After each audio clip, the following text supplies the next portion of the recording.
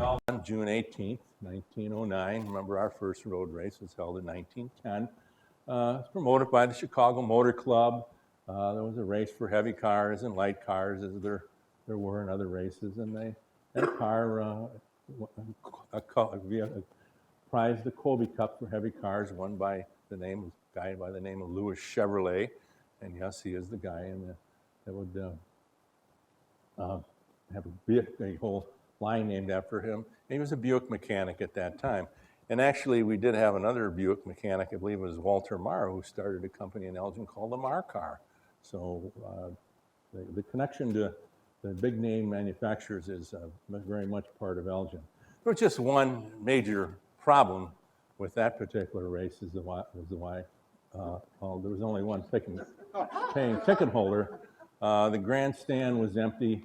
The race was a financial disaster.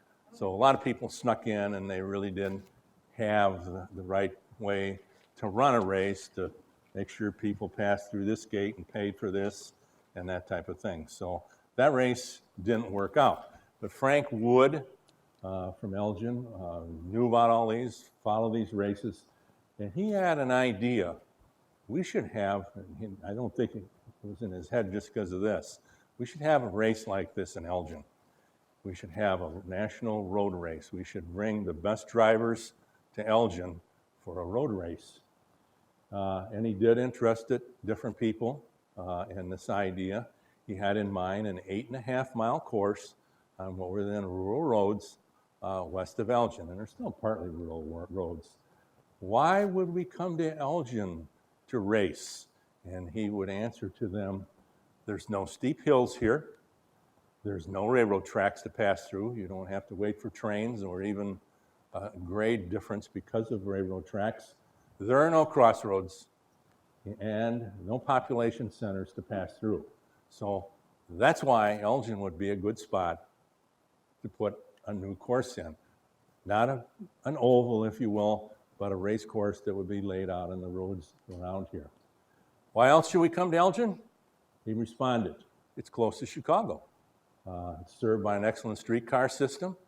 In fact, Elgin had streetcars 3 years before Chicago did, and they ran west almost to what's Larkin High School today. And we would use the National Guard for security here. So we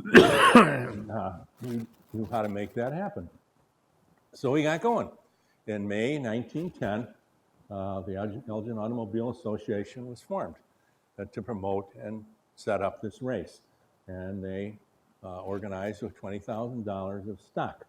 And this is one of the stock certificates. We have it in the Historical Society collection. And in fact, there's all kinds of things in the Historical Society collection in Elgin.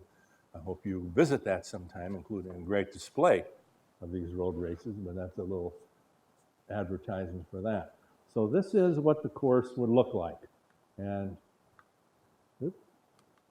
I'm not sure about my pointer here. Well, anyway, in the lower right-hand corner, you can see where it says start. And that's approximately, Larkin High School is kind of the lower right-hand corner. And the race would travel west on, if I get my directions right, Larkin Avenue, north on McLean, west out Highland Avenue, and then come back in on Coombs Road and complete the loop here. So it's about an 8.5-mile course. We'll get a look at it in just a minute, but that's what he envisioned as the course that we would run this on. You'll see the course in a little bit. You'll see a couple of markers, historical markers that are in place today to help us remember this. So is this worth racing? Well, for fame, for promoting your car and just gaining some distinction for yourself, they put money together. They got local businesses and others to donate some prizes, and a $1,000 prize would be offered to the winner. And there would be different classes, but as this thing evolved, we would find out that the Elgin National Watch Company, was our biggest manufacturer by far, and that's another whole story on Elgin. But if you haven't heard it, I hope you can hear it and learn about it. I would donate a prize worth $4,500. So that's a prize that wouldn't go to the winner. It would travel from winter to winter each year. And where is that trophy today? It's in a museum in Ohio. So, but we do have some of the things. Well, we can come up with the money. We can probably maybe invest it back in Elgin. I'm not sure it's for sale. We have had it here on loan before, though. So, and you can travel to Ohio and take a look at it. But we have, don't let me lead you to believe we don't have plenty to see here in Elgin as we do. So anyway, that's not the best picture of it, but anyway, it was kind of a roughly fast timeline with 2 months to go. Let's get the track ready and let's get this road race going. A lot of hand scrapers, a lot of hand effort at the time, and this is one of the pictures of people working along the road race course. Please realize that this was basically unfinished. It was gravel in some spots, dirt roads, dusty and not level, which even adds, in my mind, to the sense of adventure, the sense of risk taken by these early drivers, that they would, you're going to hear in a minute that the average driver drove 60 miles an hour during the first race, and you go, oh, all right, yeah, but they drive a lot faster in Indy. Really driving cars like these people drove and over the course that they drove? I don't think so. So 50,000 gallons of oil were applied to the race course to keep the dust down. This is another one of workers pausing for a picture for that. And when they advertised the race, who responded? People that were well-known drivers at the time. Barney Oldfield, Dave Buck, Harry Grant, Ralph Mulford, who you'll hear a little bit about in a minute too, and various other people who had distinguished themselves in racing were interested in coming to Elgin. So what kind of cars were they going to race in the first races? They weren't racing Fords and Chevys. These are the cars, the National, the Lozier, the Black Crow, the Jackson, and others. So actually, in case you're a little bit into cars, one of those types of cars did win the Elgin Road Race. So if you're a good predictor, we'll tell you in a little bit what type of car won it. But it's on that list up there. So as race day approached, drivers set up in camps. They, all around the race course, the 8.5 mile course, they would pitch tents. They would stay in houses there, farms, barns, wherever they could. And people visited the track from downtown. It wasn't very far to come from downtown at that time because, again, the streetcars went pretty much out to the beginning of this area. So people had a good chance to get out to it. Interest came from far away, as I said, from Canada, Texas, and as these road races got closer and closer, the community became very, very well decorated. When races occurred on race day, they did close the track on our beforehand. They had the National Guard here. It's kind of free labor, I guess, to help put on this road race. And what did the track look like? Well, again, we saw a little bit of this in a minute ago in some of the preparation they were doing this. This is Coombs Road. I think some of you are probably familiar with this today. It's now outside the city limits of Elgin. What I'm hearing, we've got annexations and houses out on Rhine King Road way out there towards whatever, which is beyond this road too. So Coombs Road was a very small little narrow road, and we're going to come racing down this road as part of the road races. So this is Larkin Avenue, looking east. Obviously, it's pretty rural, and you're looking up at the top of the hill as you're probably not too far from, like, you might have the Walgreens on your right here. So, and some of the pictures I took out of the newspapers, they're not that good, but I thought I'd throw a couple of these in here. This was one that appeared in the newspapers at the time, and we don't have the original photos that were in there. This is Udina Corner, considered one of the most dangerous places. So this is Coombs Road coming down here to Route 20 in that area called Udina, an area that was never incorporated as a city. And the last time I looked, may even have the signs there, but it's kind of swallowed up by Elgin. Grandstands, a lot of folding chairs set up for this event. And here's a look at some of the drivers. If you were to walk around and see who's there, and people came out to see the drivers, to visit with them, to look at their cars, to see what this was all about. A lot of people didn't even have cars at that time. And I did put on there that drivers only wore goggles. They had no roll bars, no crash helmets, nothing like that. And as I keep repeating myself, but it just keeps occurring to me over and over, how much of a risk it would be, but for fame, they were guys that really took a chance. This is another one in Cole 30. I looked up some of the different cars and read about them, and these companies existed lots of times from the early part of the centuries to the 1920s and would build different types of cars. But those were well-known names at that time, and some of the types of cars that you would find on the racetracks. The drivers didn't ride alone. As I think you may know, they had a mechanic at that time. So there's two people in the vehicle.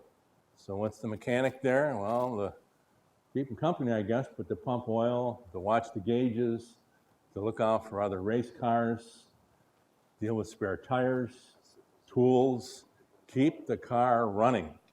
And the winner was successful because he had good driving skills, I'm sure, but he was lucky with the cars, the tires, and what he was driving that day. So another early driver in the road races. And still a couple other ones. This is what they were driving at that time. They were all open, no. Right. No windshield. They were basically stock cars. So this is the way you take a car. You take the fenders, and other stuff off. You're driving a regular car that you would buy from a dealer. That would change over time and evolve. But the cars, I think everybody heard the questions, they were just regular cars stripped down to the bare parts that they need to just drive a car, not enjoy the luxury of a car. Barney Oldfield was a well-known name in racing, and he posed and had a picture taken in Elgin, and people huddle around him and want to be part of the picture as well. This is where the races would basically occur. This is Larkin Avenue, and the driver ed barn roughly is right off to the left. And I got some better images of this a little bit, but that's the start and finish as they would go around the race. And the pits were on the left. So how did this race work? Were they all lined up and left at the same time? No, the cars were sent off every 15 seconds. So and they were running more than one race out there. When all the first race was released, then drivers from the next race would go. No, they kept a big chalkboard that timers kept time on, and they were constantly changing, but you couldn't check your internet, and you couldn't do anything like that. You really probably don't always know, especially if you were not by the start-finish line, who's really winning this race. I've got these cars going by me, but I really don't know. But you know what? The excitement of watching these cars is so cool. I think I'll just stay here anyway, even though, I don't always know who's winning. So colors would tell it all. Just like, I always remember Phil George F. at Arlington Park. He would always, how do you tell these horses and all these jockeys apart? I look at the colors that they're wearing. And the same thing here. The drivers wore khaki pants, but different colored drivers with different cars would wear different colors. So when they go flying by, maybe you can't recognize their face, maybe you don't remember what car they're driving, but they're a certain color that helps you identify the car that you were looking for. These are clipped out of the Elgin newspapers at the time. I pasted them in here. These are the ambulances that were on call. So, we always think about the good old days. Well, whether it be the road races or otherwise, is this what you like to get picked up by if you had an emergency? But that's what we had, and they did make calls out there. We did have fatalities, and we did have injuries. But it said the Illinois National Guard was part of this, and this is part of an image that we have in the Elgin History Museum collection, and it shows them stationed at different places around the road race course. So Larkin Home isn't far away. I think you know that building's still there. And Phil Wrigley from Chicago decided, give them all gum. They can sell gum around this racetrack and make some money and promote my product. So it worked out well for everybody. Generally, it was a home for, you recognize the home, for children that for one reason or another weren't able to live with their parents or otherwise in that home. But they raised money, and that went on for some different years. So, and that actually I looked that up best I can find on historically that's the way the gum looked at that time too. So that's not a 2020 product, or 2022. And was there any other things that didn't work right along the course? Well, sure. Let's tell the real story here. There was illegal drinking on the course at that time. Elgin wasn't dry yet, but it was going to be dry by 1914, ahead of the 1920 races. So there would be a lot of legal drinking in the near future. But people in places that weren't supposed to be drinking reported drinking. There's problems with a newsie or a newsboy. A guy didn't get change. Had an altercation with one of the people was trying to buy something. So there's all kinds of things making headlines at that time. So where do you want to sell your gum or other products? Because obviously there's other concessions that are going to be sold here. Do we get on the inside of the track or do we go to the outside of the track? Well, if you're down in a place like Indy Day, you can go in and out, of course, but at that time, you had to either go in because the track was closed. The National Guard kept you in or you stayed on the outside. So where did they make the best money? Well, you can read this particular story, and it says that the outside was probably a little bit better, but maybe not so. So, in fact, kind of interesting the housing that we have on the west side today. My wife used to kind of grimace a little bit when I tell people, "Where do you live now, Jerry?" I says, "Well, I've got a house on the inside course of the Elgin National Road Races." Just tell them where you're at. Okay. So here's another picture of this picture's a little foggy too. Smiling Ralph Mulford, as he was called, would actually win this race. He was the winner of the 1910 races. He would win at Indy later as well, and you'll see a better picture of why they call him Smiling Ralph. In fact, this is a better one. This is an image that we have. If you go to the Elgin History Museum, you'll see that image there, and actually his mechanic's face has been cut out. So if you'd like to actually have a picture taken with Smiling Ralph Mulford, you can do that. Just visit our Elgin History Museum, and his mechanic's face will be replaced by yours. So why did these cars not make it in the 1910 race? The newspapers would report things like a broken frame, a broken wheel, steering knuckle, radiator leak, twisted clutch, connecting rods. One thing after another mechanically would just not work out. And again, I keep going back to the theme. The thing that I get out of doing a program like this is just to realize, even from my first car, I was at my high school reunion this past week, and someone said, "What was your first car, Jerry?" It was a 61 Ford. And I think how far technology has come in that time. And, I did have more than once walk to a phone booth because my car didn't keep going. But, these are the types of things that are causing the cars to not be able to make it. But how about Mulford, Smiling Ralph? He's driving a Lozier. I said I'd tease you a little bit. That was a French-made car. He averaged 62 and a half miles on that over the 306-mile course. Mulford only had to stop once for gas and oil. He was the only driver to do so. So he got lucky. He had a vehicle that held up, and driving skill to go along with it, I think. There's another picture of Smiling Ralph after the race. So I've got a couple other pictures that we'll look at about Ralph here in a little bit.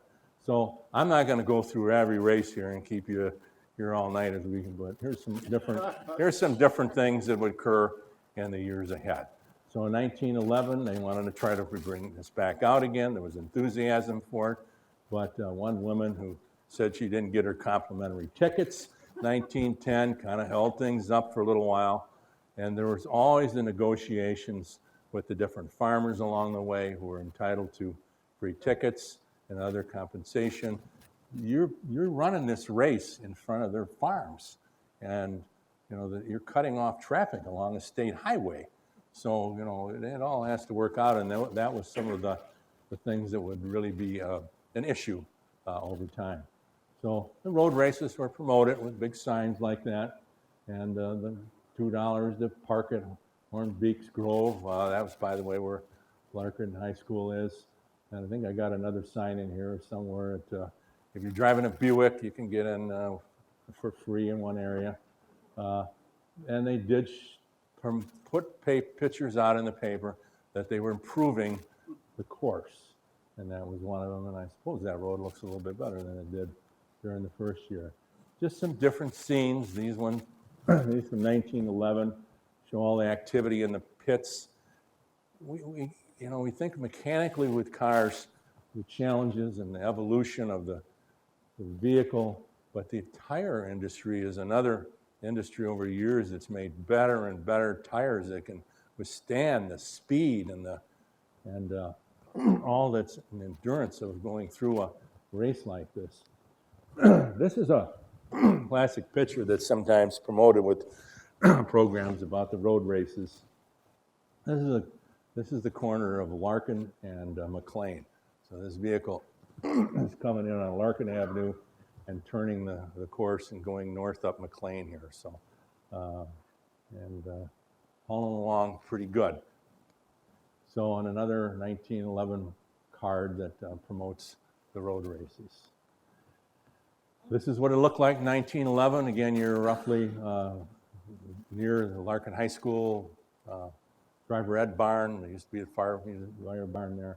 They'd line up here, and here we go, and you'd see them ready to go.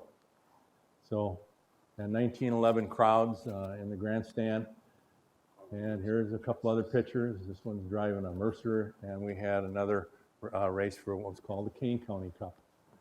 And this one's not the best picture. I put it in here because it's from the newspapers, and it was kind of a panorama, but the quality of it's not too great. So, but 1911 did have a mishap. After the first lap, someone yelled, "There's a car coming." And everybody stood up because it was quiet when some of them left for a while. But now they're hitting the top of the hill up on Larkin Avenue, up by Airlight, and they're coming down towards what would be the starting line, the finish line. And the grandstand collapsed. And about 600 people were affected by that. About 40 required medical attention, and most sustained only broken bones. So, but that obviously was a big deal. Did the race go on? Yes, oh yeah, kept going. Yeah. In fact, I don't think it stopped at all. They might have had a flag to hold everybody in place. I don't remember. This is Hairpin Turn. This is the corner of Highland and Coombs. So the cars would come up here. And there's some bleachers there as well. And it was a tough turn. You had to come up and give a hard left turn to go on that particular turn. A lot of these different roads have been smoothed out, and you'll see a couple other places on Highland Avenue that improvements have been made. Sometimes there was a place called the Hump that you'll see. I kind of almost wish they would have left it in there for historic value. They go up and down as the cars did, because they actually went airborne in some different places. But that's that particular that place, that turn called Hairpin Turn. 1911 race also had an accident. Was killed in a rollover accident. Remember, there were no seat belts or helmets at that time.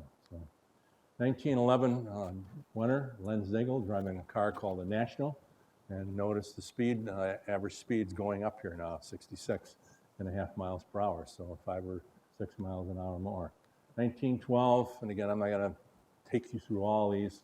But they would promote them in the newspapers, and quite heavily, in fact. And 50 cents to get in there for general admission, and the times when they start. Start-finish line, a little bit better picture in the 1912 race, and you can see the grandstand there. Ralph Mulford's in number 1 this time, and George Clark is driving a Mercedes. 1912 also, another mishap, but no injuries on that particular one. And again, I'll just say what I've said before. Would you really want to go 70, 80 miles an hour in that car? They risked their lives. A local hero here, and then Indy and other races. I think he was in 2,000 races or something. Was Ralph De Palma, an Italian-born race driver, and he kept his cars and his appearance very clean and neat. Would be the story about Ralph. In fact, there's another story here about Elgin loves the name Ralph because he was a favorite, as was Ralph Mulford. Jack Johnson, the prize fighter at that time, African American, made an appearance at the Elgin Road races, and there's more to that story too. But he was photographed visiting the road races. Here's Ralph De Palma going airborne in what was called Aviator Hill. This one we don't know for sure, but this is on Highland Avenue, I don't know, a quarter of a mile east of Coombs Road. But there was a hump there. It still goes up and down a little bit, and those of you that drive that area know, in fact, they kind of leveled it out a little bit more, but I could still remember when I was younger traveling that area, you kind of go up and down a little bit, kind of gives you a little bit of a thrill. Well, they'd watch that, and the photographers would get some great pictures as the cars would go airborne at that point. Chain-driven cars here, Fiats in the road races in Elgin. Yep, I think I had that one in there already. And again, this is a picture of Graveyard Bend. This is Coombs Road coming in from the north, coming in on Route 20, I believe it's called Route 5 at that time. But they're coming down there, making that grave, and there's a graveyard over in that section of Edina over there, so that's why it had that name, Graveyard Bend. Today you can buy sweet corn from Klein's, not too far from there, and other things like that. So Eddie Rickenbacker, another big name in racing, appearing here. He went 7 laps that year. He was kind of a well-known racer, and he went out with a cracked cylinder, so his vehicle couldn't keep him going. A lot of ads in the newspapers at the time. Driver Company, some of the people were in that family, advertising their motorcycles, and they had messenger service around Elgin. This is a good place to advertise upholstery for your cars and whatever else you might need. And other stories that would appear at that time. One of them, car tire fell off a car, and a young lad kept it, and the National Guard wanted it. No, I'm keeping this. I'm giving it to the races driver, and the race driver came over and he gave it back to him. And another one was a story about pickpockets that would work the crowd. I'm a 5th generation Elginite, and I can't tell you how many times my grandmother and my mother would always tell me about cars and circuses or anything out of the ordinary, Elgin. Look out for pickpockets, Jerry. Look out for pickpockets. I don't know, maybe some of you heard that or not, and I guess I still, even when I go somewhere, I move my wallet, be very mindful of it. It's a real thing, don't get me wrong, but it did occur. So we did have people that would come here and work the crowd, and you might not have everything in your pocket that you thought when it was time to go. So just looking ahead to a couple other years here. That's why So, this changed. okay, smart idea.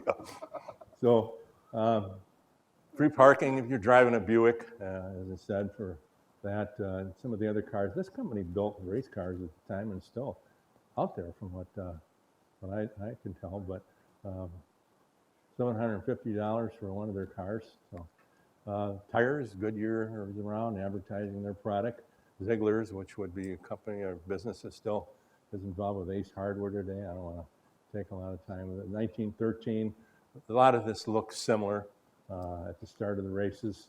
1913, as the evolution of the automobiles would occur, the newspapers report this is the first time that wire wheels are making an appearance in Elgin. So you're seeing better and better cars appearing on the race course.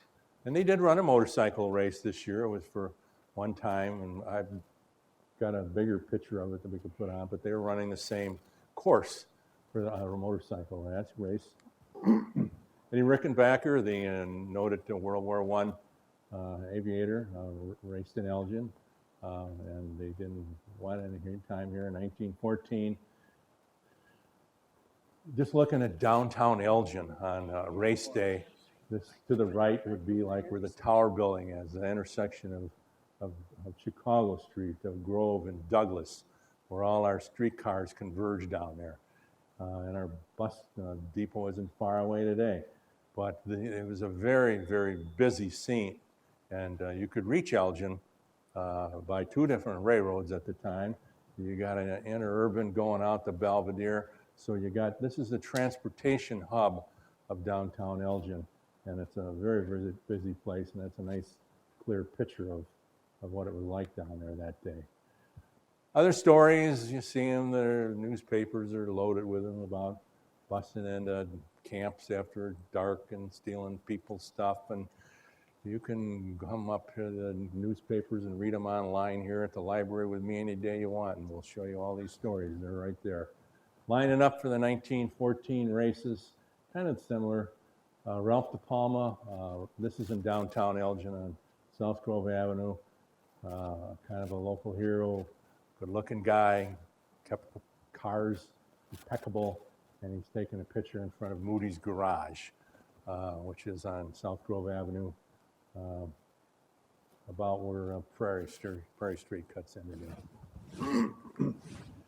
De Palma that year kind of almost got himself in trouble. He won the race the previous year. He didn't get it back in time, but they kind of winked at it. But he was going to almost for the $5,000 bond for bringing that big Sterling trophy back. Whatever. And a couple other ads here. I guess I got these in here a couple times.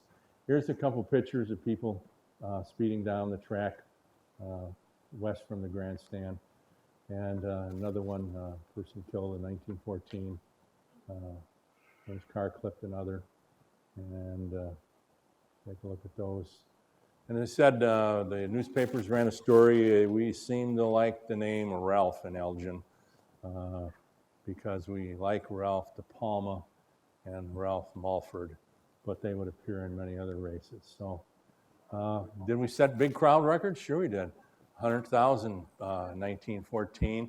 Depending on what source you go to, you can get 125,000 on that number. So I don't know that anybody ever counted them all, but and then some of the other different pictures, a little bit more of an involvement of the types of cars that are racing at that time.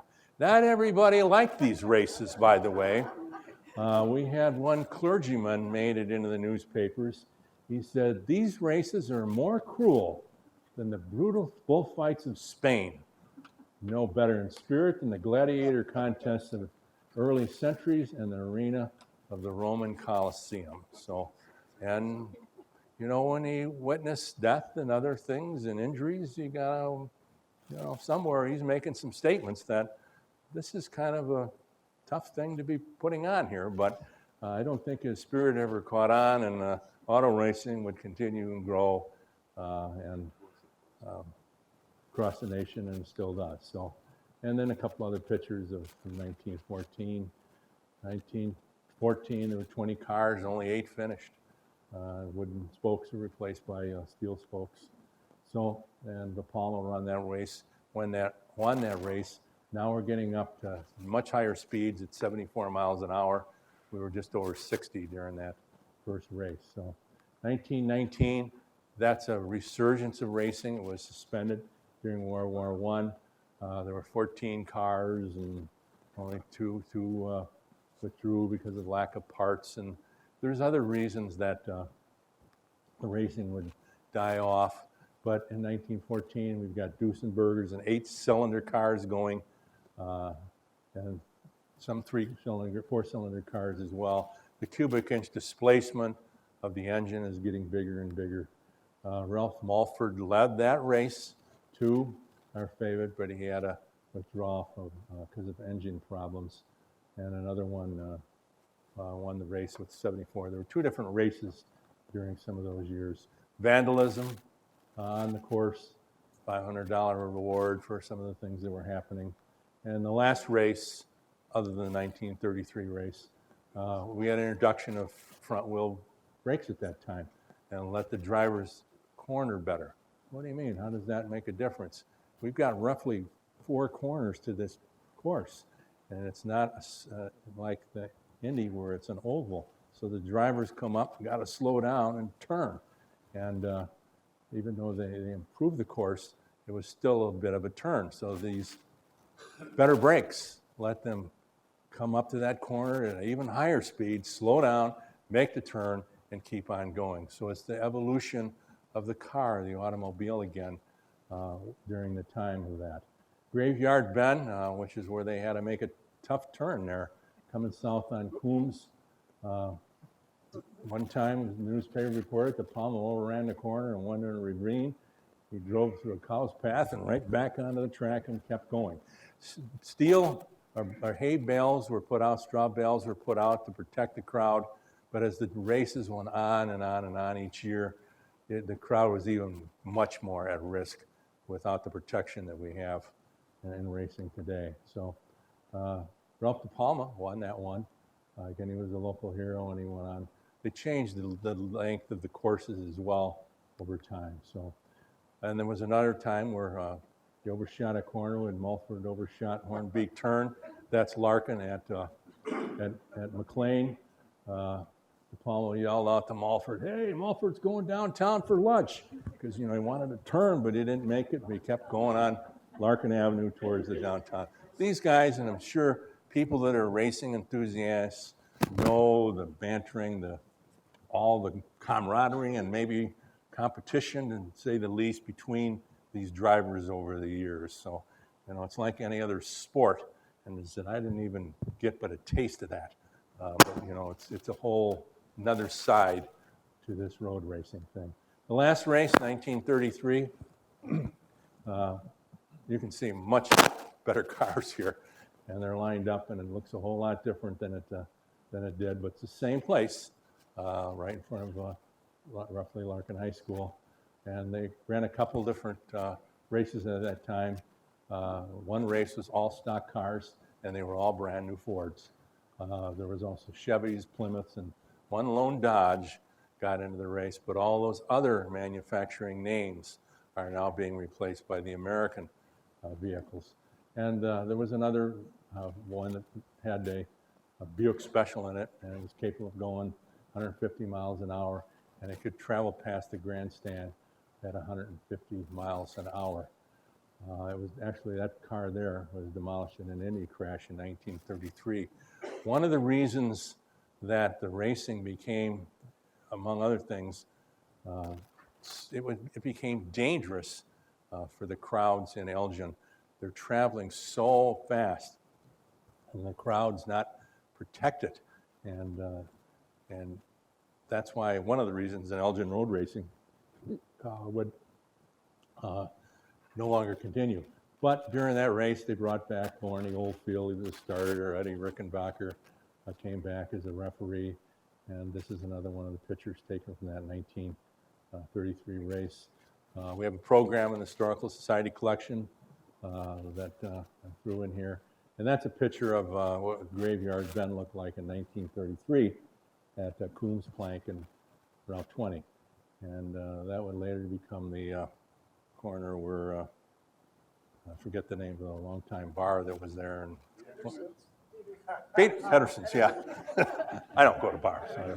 No, but that's it was Weisman's gas station ahead of that, and Ed Weisman is someone we had speak at a Historical Society event not too many years ago, who ran a gas station there and could talk about some of these things. So, and some other pictures of the 1933 race, and this is a picture of some cars coming around Hornbeak Turn, which is where Larkin and McLean are, and other pictures going airborne at 95 miles an hour on Highland Avenue.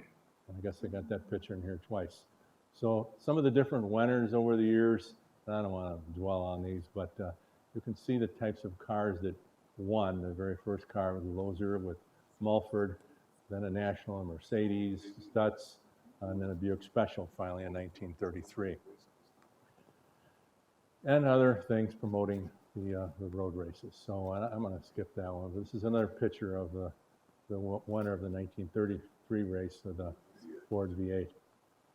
And all of this inspired young boys to want to learn more about cars. In 1910, they would take parts from coffee mills and other things and build their own race cars. We'd race them around. They'd race them in Elgin. In 1933, they actually had a pushmobile. They didn't do the hill, kind of on North Grove Avenue up near the north end. They push each other around. In 1934, they began racing downhill on Chicago Street, West Chicago Street, and Bent Street was another place that boys would race these soapbox derby type cars. And I don't know, 15, 20 years ago, we had a resurgence of it here on Kimball Street in Elgin. But in Elgin, these types of things continued in 1942. And then some of you would remember, I remember as a kid, the racing that would occur on National Street. And there were railroad tracks there then, but they'd cover them up and they'd have to go over that and they'd go on to national competition in that sport. But girls weren't forgotten. When you read the papers at that time, they had something they could compete in. They had a doll buggy parade for the girls. So they didn't get forgotten. I'm being sarcastic, of course. So we still remember these road races today. Each year, Elgin Model T Club creates a reenactment. They drive the course. They don't go in the direction that the racers did because they'd have to make left turns all the way around.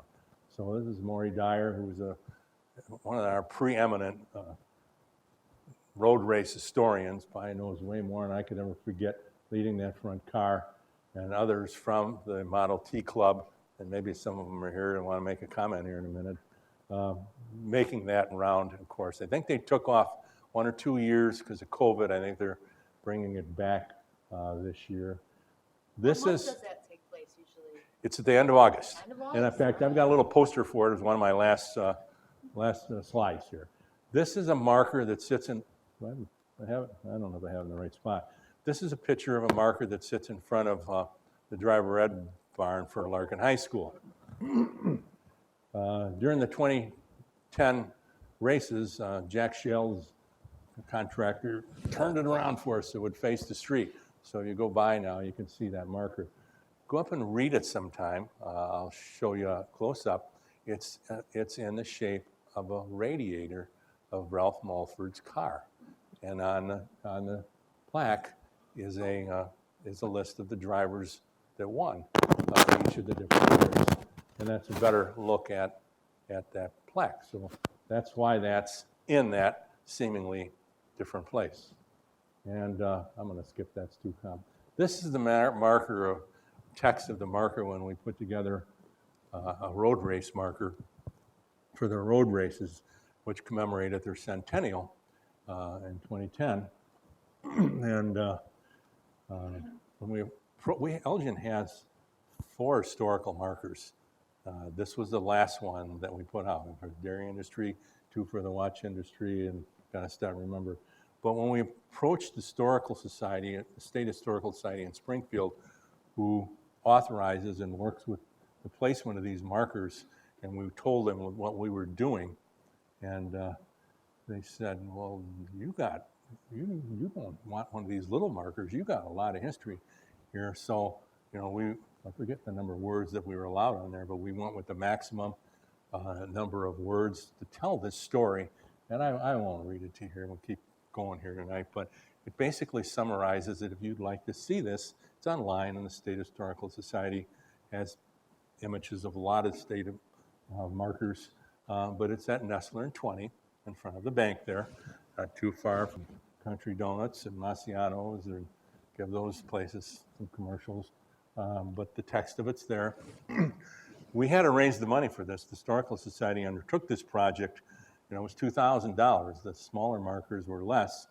And Bill Briscoe, who worked with me for the Elgin History Museum, well, let's try to raise the money for this if we can. And I didn't think it'd be too much trouble, but the community and race enthusiasts got behind us. And actually, we went over our goal of $2,000. So if you go to Nestler and 20, behind the state historical marker, and I'll show you a picture of it in a second, are some additional markers that show some of the images that I just showed you tonight. So you like to take someone at that corner and get out in front of that bank, and it faces 20, so it's obvious to people going by there's a marker here, but you can show them some of the images of the cars, and the drivers appear on the additional signs that we were able to put in that thing. So, and we also have some things that Jeff White was instrumental, who's in our front row, and Morrie Dyer got some of the different other types of memorabilia that they purchased over the years and donated to the History Museum. So go to our History Museum. You can see some more things here as well. And this trophy as well is up at our, this is not the big trophy, but this is another one that appears at Elgin History Museum. We remember the road races today by a street named Grandstand Place. It isn't too far from where the Walgreens is on Larkin Avenue. The start-finish line is right about there.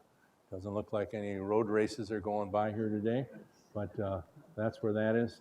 In 2010, we did dedicate this marker, as I said, and these are pictures of some of the people that were there to see the last race in 1933 and donated to the project as well. And other people, we did put everybody in there, I think, in our program that gave, I think, at least $100. So, but we have that, and that's Marty Skoke, Abe Kershaw on the left, who saw it as a kid, Marshall Schneider, who had a long association with a bowling alley in Elgin, and I'm trying to remember the people on the right. But we took a picture of them by that. Marshall Schneider, for any of you that ever knew him, if you bowled at Schneider's downtown Elgin way back in the day, would go on. He was a race enthusiast of the greatest caliber, and he went to the Indy 500 many years, and he would give me quite a bit of information if I asked him why the road races didn't continue.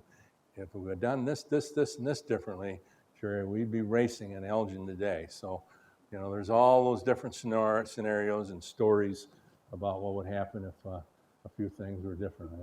And my last couple last slides here doesn't line up whatever version I'm using of PowerPoint.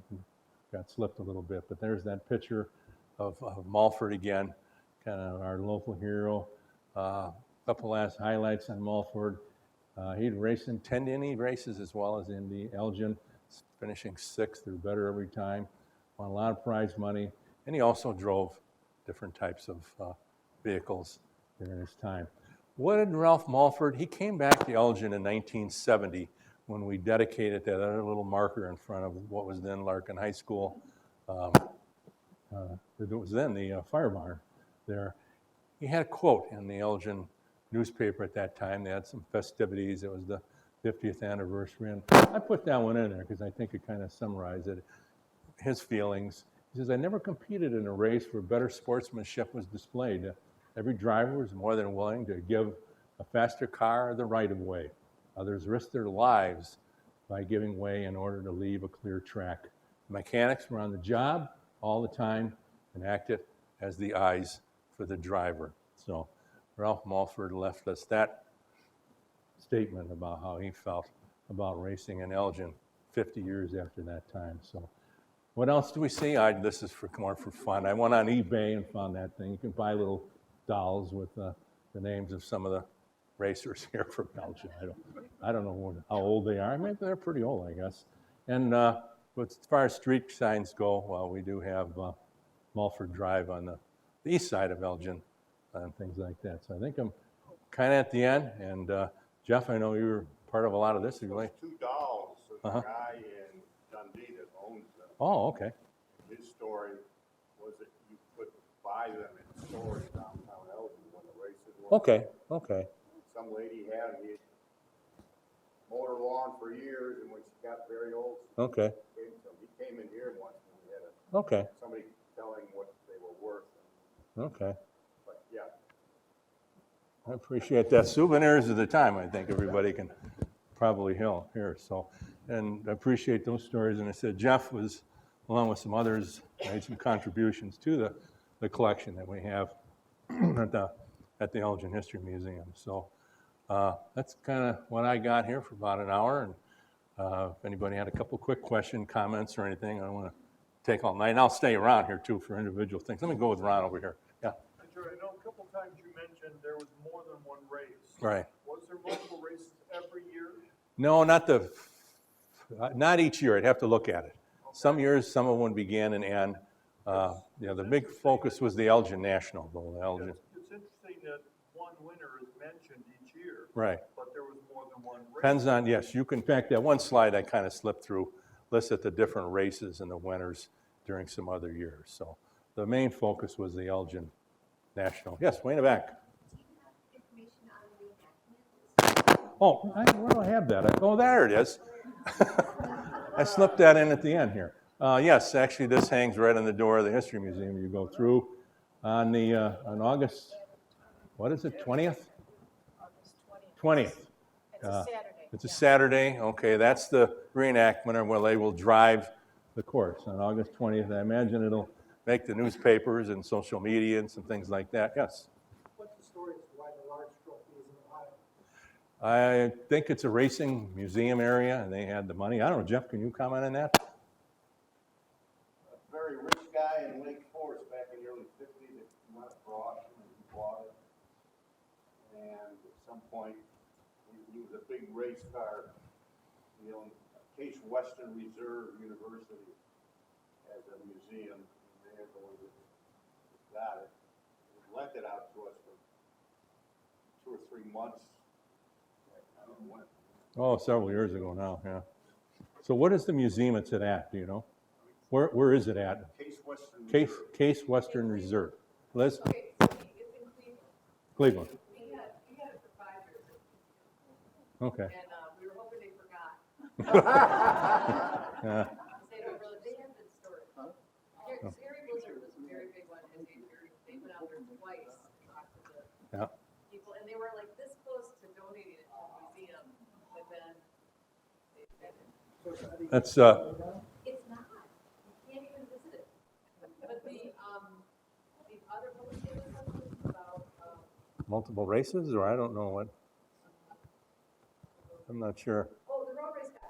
So the road race guy, like Jeff said, that collector bought it. He went into bankruptcy, and so all of this stuff was sold. And this would have been in the 70s, and it was sold originally in the 50s. Jeff, is this right? That the watch factory sold it. I don't know how it left the watch factory. I think it left the watch It factory. did, And then legally. so Cleveland bought it because they have a car museum, and then Yeah. from this famous museum. That's how they got it. They got it in I want to say like the 60s, right? 70s? They've had it. Quite a while. Well, that's Liz Marston, the director of the Elgin History Museum, too. So she got plenty of knowledge on all this. Yes, George. So Jerry and Liz and Jeff, isn't one of the trophies being held at the Indianapolis 500 Museum? Indy 500 has the Kobe Trophy, which was the very first one that they had at Crown Point show. And have you ever seen that trophy? Pardon? Have you ever seen that, been there to see that? I've seen it. It said, he mentions its use in Elgin, and I sit there and burn up like, what's it doing here? But the trophy that we got in Right. was at an auction in Maryland I heard about. And there are only 3 trophies that are known, and one in the 30s was won by Ford. Henry Ford's museum at Greenfield Village has that. And Indianapolis has one. In some little smaller town somewhere in Illinois has the only other known third one. So we're kind of in a nice group. And one real quick thing, Jerry was talking about the motorcycle races in 1913. Those were the first sanctioned motorcycle race in America. First one ever. They had it, but this was sanctioned. That was a big deal.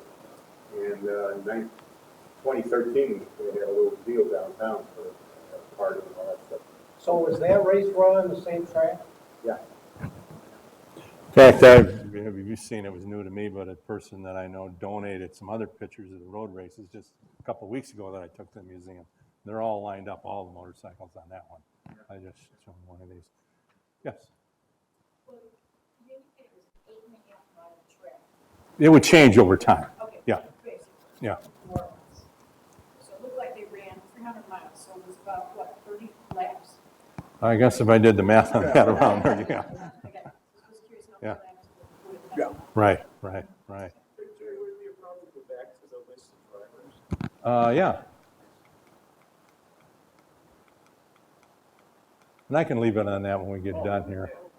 By the way, I've done the car show and the road race thing with Model T Club twice. Okay. And it's bad. Okay. Well, you've got cars out there that people can look at that are parked there too beforehand, right? And that type of thing. So, yeah. Is I that thi- the same group that goes to Randall's Pancake House afterward? Yeah. Sure, I think it's Fox Valley Model T. Okay, Yeah. 'cause they have a picture, like, it's not more than one of a bunch of Model T. There's a lot of people putting on car shows today, I think, too. So, but that's that particular race. That's some of the information put together by Ed Gathman, who was kept a lot of records and did a lot of history on Elgin. That's in the museum collection. So, I don't want to leave, by the way, on a note of, well, we lost this or that. We have so much history here in Elgin too, of things we've saved and collected and other things to remind us of these races and things in our history museum. We got the first watch ever made in Elgin, by the way, over here at the Hemmons Auditorium, right inside the door. You can take a look at that. We've got newspapers that go back way earlier than most communities do that tell the story of our community. So if you have never been to the Elgin History Museum, and it's probably my 5th commercial tonight, it's up there in Old Main, and take a look at it. Come on up Wednesday through Saturday, noon or 11 to 4. Yes. I just have one more advertisement about the museum. I always knew my grandfather loved cars, so I went over to the museum and saw that he was the president of the 1914 road race. He was born in 1873, so I never met him in 1944, but it was fun to see his name. And what's his name? James Dorsey. Okay. Cool. Well, I'll hang around here for a little bit, and maybe some of our other aficionados will. Liz, anything else? And to the books. Oh, yes, of course. We have some books up here, some of them with several different pictures of the road races and other things about Elgin. Our newer book called Elgin Times. So take a look at some of the different things that we have here about Elgin history, and Liz will take care of that. Any other things from the History Society people or others here? Yeah. One last factoid. We talked a little bit about Bernie Potter, the lady who drove from Chicago did it with an all-female crew. And I found out years later that she was the first female automobile salesperson in the state of Illinois. So, George. Jerry, the gentleman sitting behind me is Jerry Hines, and his great uncle was mechanic in the 1911 Oh, cool. and rode with Ralph?